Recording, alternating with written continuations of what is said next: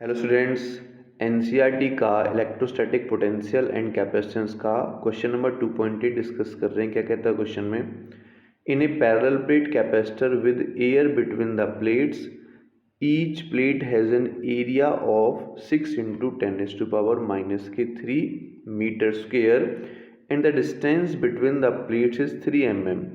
Calculate the capacitance of the capacitor. तो पहले यहीं तक निकाल लेते हैं बच्चों हम इसका आंसर। तो अगर कैपेसिटेंस निकालें तो उसका फॉर्मूला होता है epsilon not a by D.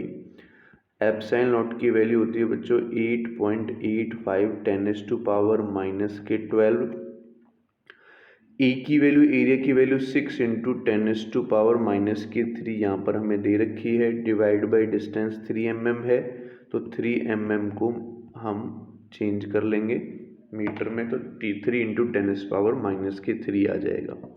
तो 3 से ये हमारे पास 2 बार कटेगा और ये जो पावर है उस पावर से पावर हमारे पास कैंसल आउट हो जाएगा।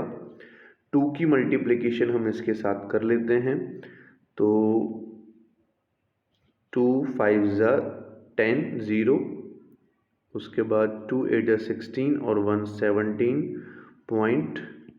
17.7, जिसको हम अप्रॉक्सीमेटली 18 पिको, ठीक है, 10⁻12 को पिको बोलेंगे, फैराडे मान सकते हैं, अप्रॉक्सीमेटली 18 मान सकते हैं।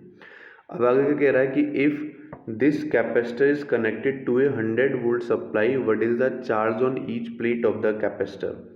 अगर मैं चार्ज निकालता हूं बच्चों, चार्ज, तो चार्ज निकालने का फॉर्मूला क्या होता है, Q equals to C into V. C कितना आया, 18 आया, और ये कितना है, V 100 है।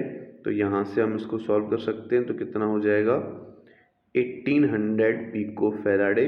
अगर पिको 1800 अगर पिको की वैल्यू पुट करें 10⁻⁻12, ठीक है, तो इसको हम 1.8 इंटू 10⁻⁻9 कुलाम इसकी यूनिट होती है चार्ज की, तो कुलाम, ठीक है, नैनो कुलाम भी कह सकते हैं। तो 1.8 नैनो कुलाम, ये हमारा इसका आंसर आ जाएगा।